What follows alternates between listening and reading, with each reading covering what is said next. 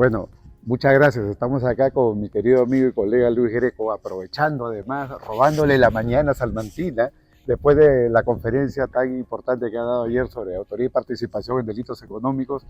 Y muy rápidamente, aprovechando nuevamente y agradeciéndote por tu tiempo, Luis, para comentar tres temas puntuales. Uno, tú ayer hiciste una diferenciación muy importante respecto al tema de los delitos económicos y la autoría y la participación. Hablaste de la horizontalidad y la verticalidad.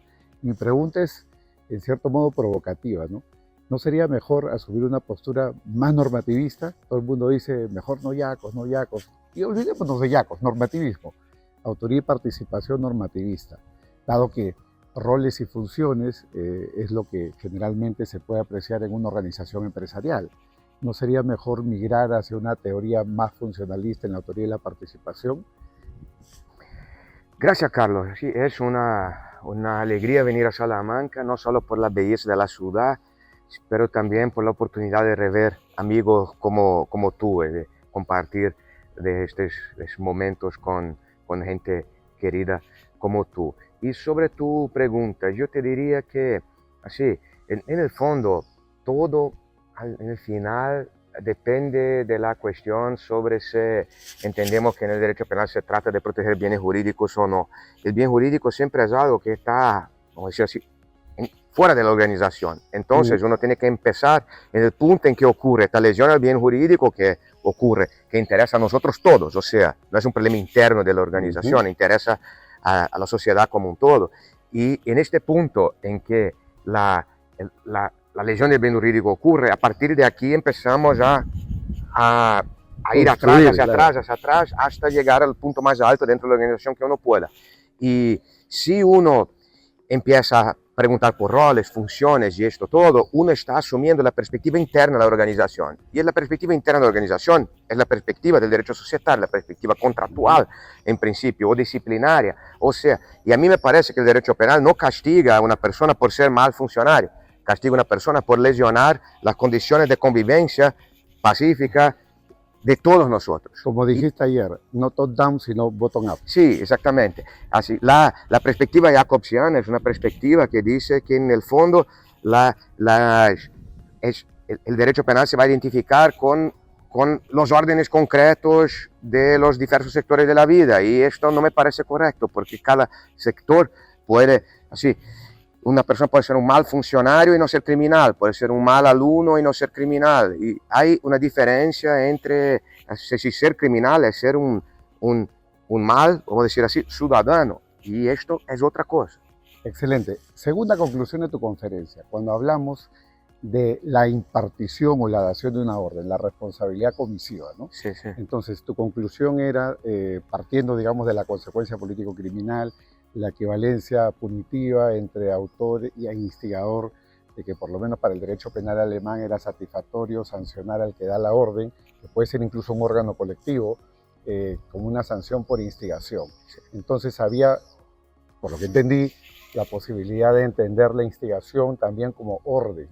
Eso, desde la perspectiva del derecho alemán, es algo que tiene, digamos, un asidero generalizado. Lo menciono porque generalmente la instigación, por lo menos en la doctrina hispanoamericana, generalmente la instigación es leída como la persuasión, ¿no? No de repente en sentido ontológico, ¿no? Puede ser también una persuasión que no necesariamente implica una comunicación en sentido clásico. ¿Cómo se aprecia eso en Alemania? No, sí, la persuasión sería simplemente el caso en que una persona, en que el instigado resiste un poquito, entonces acaba siendo necesario darle algunas razones adicionales, pero si el instigado no resiste desde el inicio, aún así puede ser instigado. Y entonces en Alemania nadie cuestiona que un orden sea una de las hipótesis que basta para una instigación. Y la dificultad del orden es distinguir la instigación de la autoría mediata, pero en principio la distinción será hecha desde la dogmática de la autoría mediata, que va a decir que solo un orden que anule la capacidad de resistencia del ordenado va a fundamentar una autoría mediata. Esa anulación tiene que ocurrir en principio por una coacción en un nivel tal, de intensidad tal, que excluya la responsabilidad Y del coaccionado. ayer pusiste de relieve que aun cuando la jurisprudencia alemana entendería que el Bundesgerichtshof, el Tribunal Supremo, había aceptado la teoría del profesor Roxin, ¿no?, de la autoría mediata en aparato de poder organizado en el ámbito empresarial, como una forma de imputación para la dación de la orden, esto era algo que para Roxin y a tu juicio tampoco calzaría, Sí. porque faltarían dos elementos, ¿no?, la fungibilidad y por otro lado fallaría la desvinculación al derecho, ¿no? Sí. Esto es algo que habría que resaltar, ¿no?, porque por lo menos a nivel de la región hay muchos procesos, ¿no?, donde se persiguen empresas bajo esa lógica. No sé si has tenido oportunidad de apreciar esto, tú que tienes mucho contacto también con la región, porque, porque eres también brasilero alemán. Sí. La verdad es que yo acompaño mucho los juzgados de Brasil, pero yo no tengo como, ya siendo alemán brasileño, acompañar la jurisprudencia de más que dos países. Y mismo los de Brasil, yo los acompaño de forma no tan rígida como tan decidida como hago en relación a Alemania.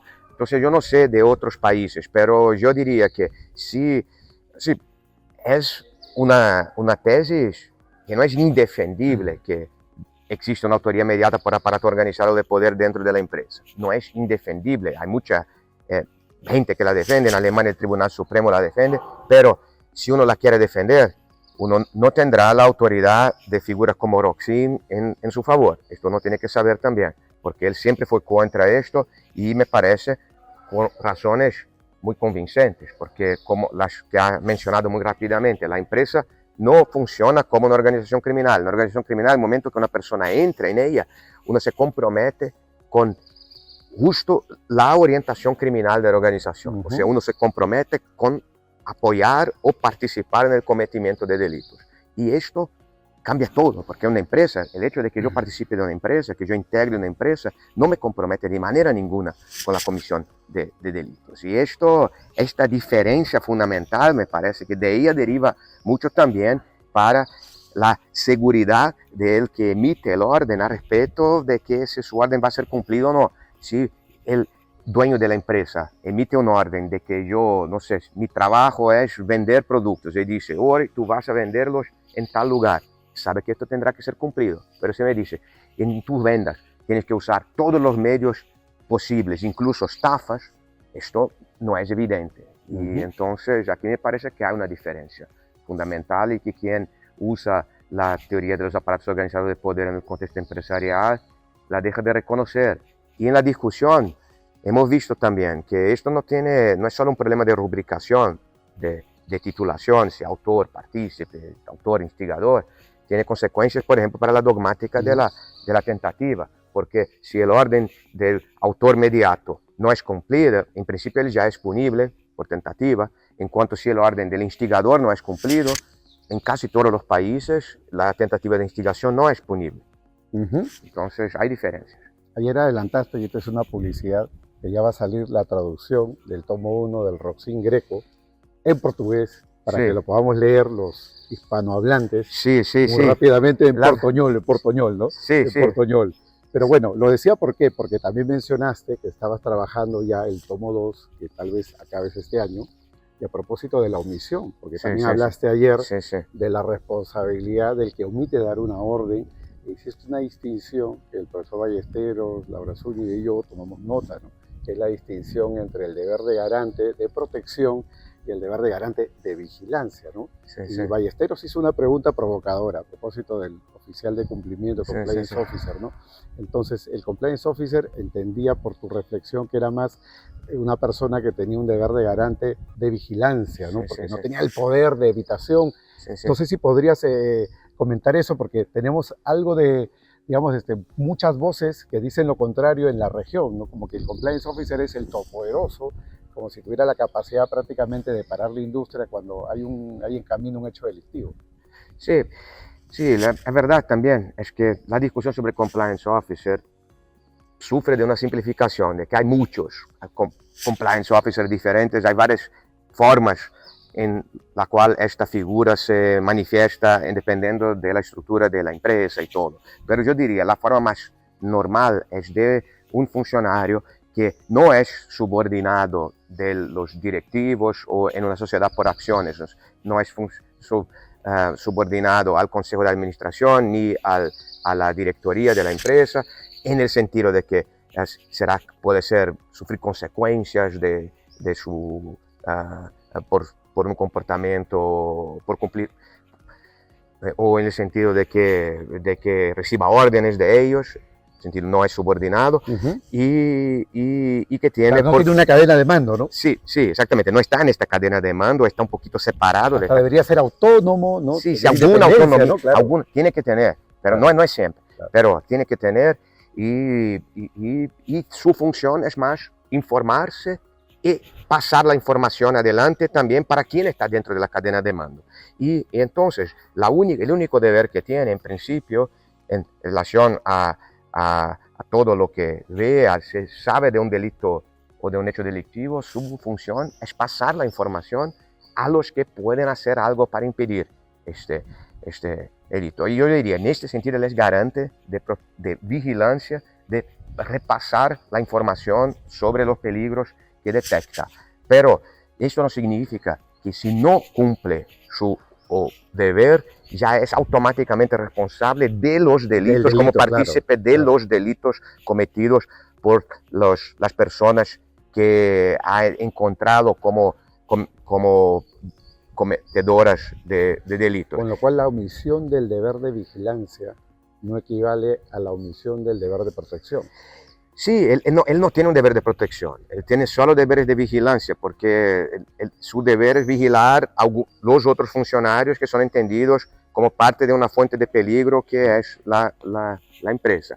Y entonces yo diría, la violación de ese deber, si ella fundamenta o no una responsabilidad, digamos, por las estafas o los delitos de corrupción cometidos por los otros funcionarios, esto depende también un poco de la causalidad entre el no cumplimiento del deber de informar a los directivos y los futuros delitos de corrupción. Si se sabe, por ejemplo, que la directoría es connivente y no va a hacer nada, no cumplir el deber de información no fundamenta una responsabilidad, porque el cumplimiento del deber de información no tendría ninguna virtualidad de impedir los resultados. Sería lo mismo que si yo veo a alguien, yo soy padre, veo a mi hijo ahogándose, pero tengo una cuerda, él está a 50 metros de mí, yo tengo una cuerda de 5 metros. Yo no tengo que tirar la cuerda de 5 metros porque ella no va a llegar al hijo. Entonces, faltará, si yo no hago nada y no tiro la cuerda, nadie va a decir que yo maté a mi hijo por omisión, porque yo no tenía cómo impedir el resultado. Yo no tengo que tirar la cuerda. Entonces, muchas veces la no prestación del deber de información, penalmente hablando, va a ser como no tirar una cuerda de 5 metros cuando faltan 45 metros aún para llegar a la salvación del bien jurídico. Con lo cual es muy importante estar atento a esta distinción, ¿no? entre el deber de garante. Sí, pero este problema que mencioné no depende de si el deber de garante es de vigilancia o de protección. Sí. El caso del padre con hijo que acabé de mencionar es un garante de protección. Sí. El importante es que tiene que existir una conexión causal o de imputación aquí entre el cumplimiento del deber y la evitación del resultado. Claro. Y esto se olvida un poquito. Delitos de omisión no son solo delitos de no hacer algo, es de no impedir un resultado. Esto hay que...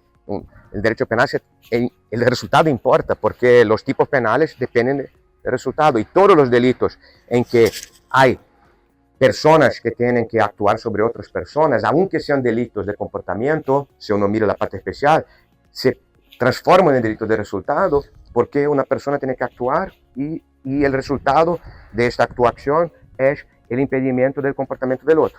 Y más partiendo de una construcción como la del profesor Roxin, ¿no? Que es protección de bienes jurídicos. Sí, pero esta es la ley también. Claro, esto no es ni siquiera doctrina, es la ley, el texto de la ley. Sí. Excelente. Y una pregunta final, mi querido Luis. Todos sabemos que el profesor Roxin te eligió a ti para proseguir con su obra, con el Lehrbuch, la parte general, tomo 1, tomo 2.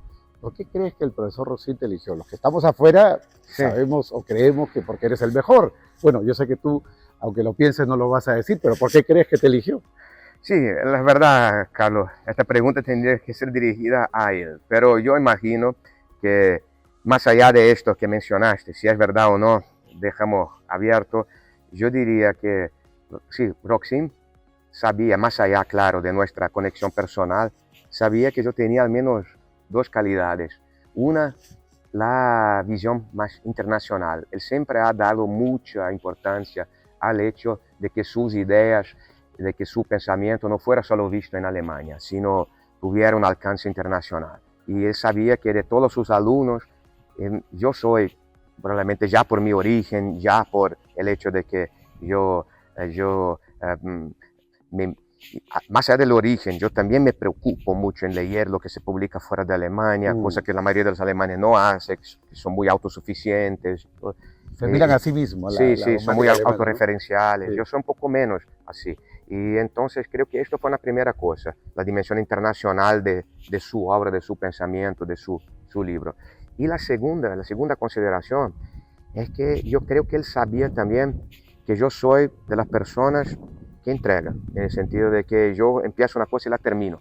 Porque un libro como este, mira, yo, sí, no es un trabajo que uno simplemente lo dice, yo voy a trabajar un fin de semana y esto va a estar listo. No, claro. Son meses, años de trabajo constante y no son todos que tienen esta capacidad de concentración y a las veces me pregunto si aún la tengo. En ciertos momentos la he tenido en mi vida, pero ahora veo entre el tomo 1 y el tomo 2, el tomo 1 se publicó en 2020, ya estamos en 2024, no conseguí aún terminar el tomo 2.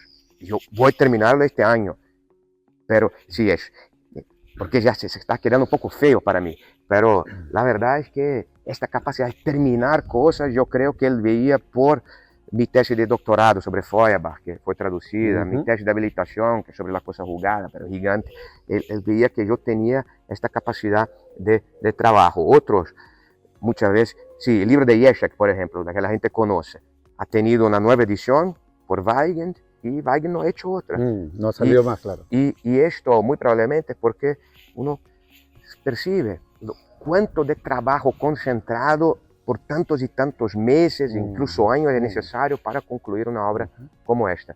Y, por ejemplo, estar aquí en un viaje, de cierta manera, dificulta la conclusión de la obra, pero me da la oportunidad de encontrarte, de encontrar a Julio Ballesteros, que me está ayudando la grabación. con la grabación, de estar aquí en la linda Salamanca. Y yo soy un ser humano y no puedo resistir a estas tentaciones, pero el difícil es terminar aún así, lo voy a hacer. Muchísimas gracias, Luis. Gracias, Éxitos. querido.